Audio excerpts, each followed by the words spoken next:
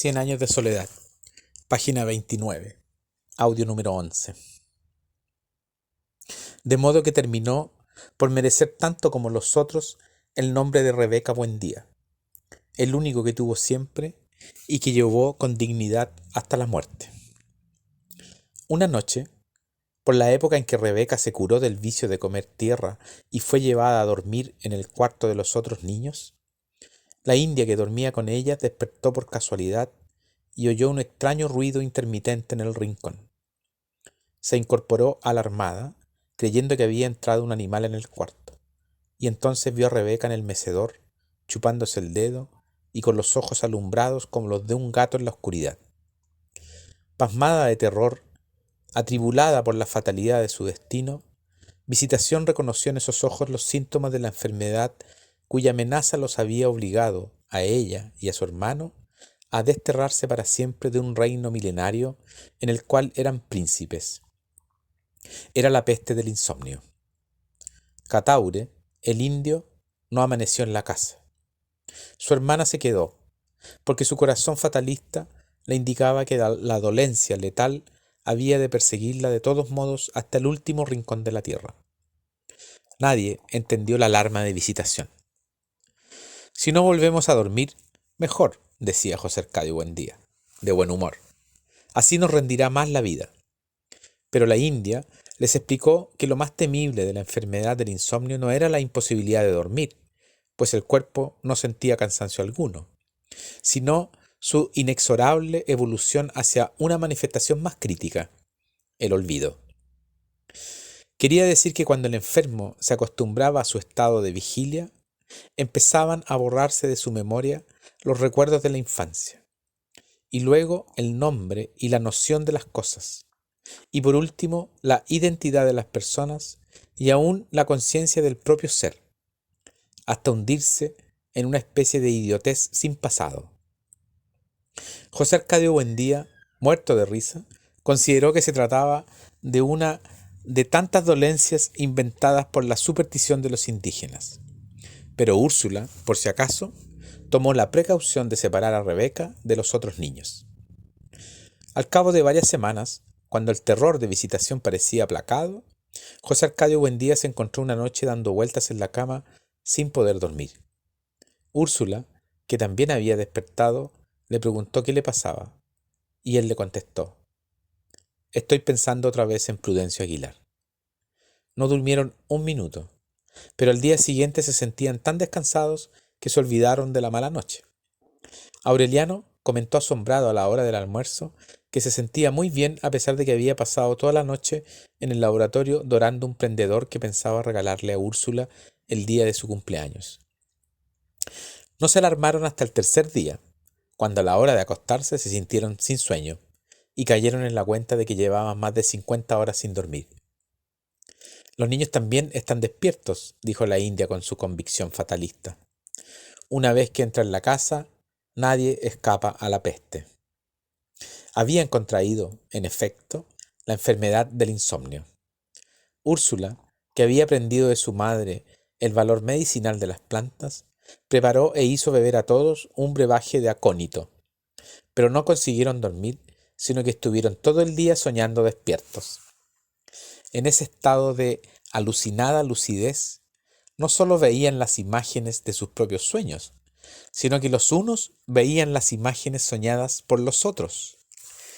Era como si la casa se hubiera llenado de visitantes. Sentada en su mecedor en un rincón de la cocina, Rebeca soñó que un hombre muy parecido a ella, vestido de lino blanco y con el cuello de la camisa cerrado por un botón de oro, le llevaba una rama de rosas.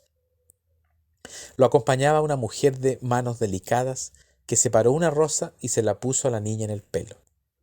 Úrsula comprendió que el hombre y la mujer eran los padres de Rebeca, pero aunque hizo un gran esfuerzo por reconocerlos, confirmó su certidumbre de que nunca los había visto.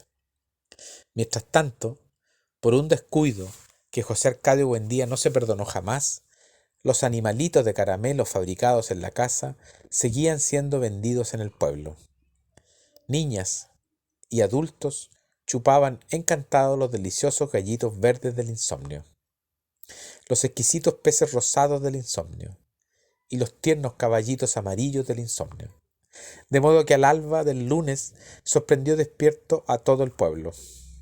Al principio nadie se alarmó, al contrario, se alegraron de no dormir, porque entonces había tanto que hacer en Macondo que el tiempo apenas alcanzaba. Trabajaron tanto que pronto no tuvieron nada más que hacer, y se encontraron a las 3 de la madrugada con los brazos cruzados, contando el número de notas que tenía el vals de los relojes. Los que querían dormir, no por cansancio, sino por nostalgia de los sueños, recurrieron a toda clase de métodos agotadores.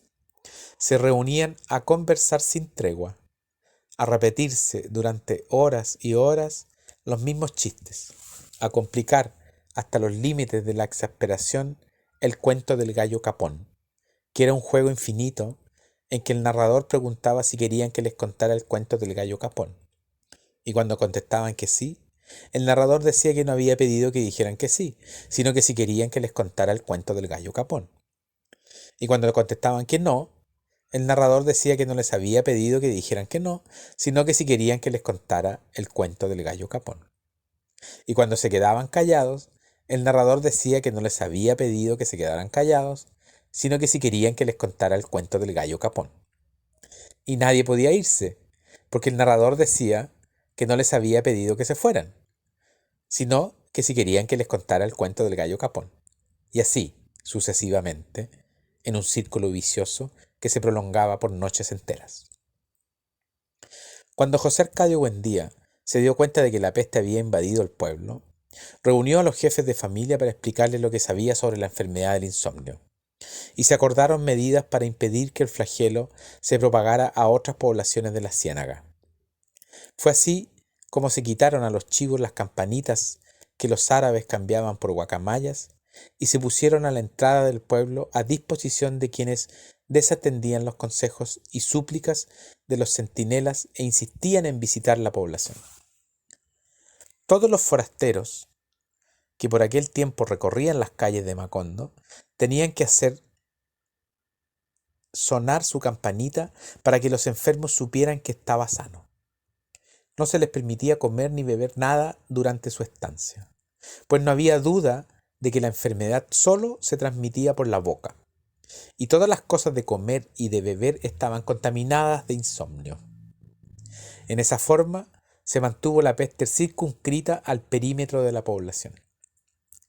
Tan eficaz fue la cuarentena que llegó el día en que la situación de emergencia se tuvo por cosa natural, y se organizó la vida de tal modo que el trabajo recobró su ritmo, y nadie volvió a preocuparse por la inútil costumbre de dormir.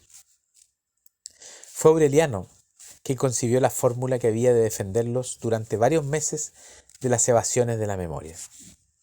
La descubrió por casualidad. Insomne experto, por haber sido uno de los primeros, había aprendido a la perfección el arte de la platería. Un día estaba buscando el pequeño yunque que utilizaba para laminar los metales, y no recordó su nombre. Su padre se lo dijo: Tas. Aureliano escribió el nombre en un papel que pegó con goma en la base del yunquecito. Tas. Así estuvo seguro de no olvidarlo en el futuro. No se le ocurrió que fuera aquella la primera manifestación del olvido, porque el objeto tenía un nombre difícil de recordar. Pero pocos días después descubrió que tenía dificultades para recordar casi todas las cosas del laboratorio. Entonces las marcó con el nombre respectivo, de modo que le bastaba con leer la inscripción para identificarlas. Cuando su padre le comunicó su alarma por haber olvidado hasta los hechos más impresionantes de su niñez, Aureliano le explicó su método, y José Arcadio Buendía lo puso en práctica en toda la casa, y más tarde le impuso a todo el pueblo.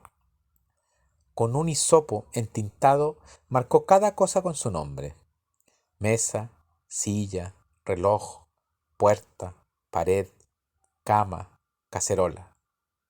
Fue al corral y marcó los animales y las plantas: vaca, chivo, puerco, gallina, yuca, malanga, guineo.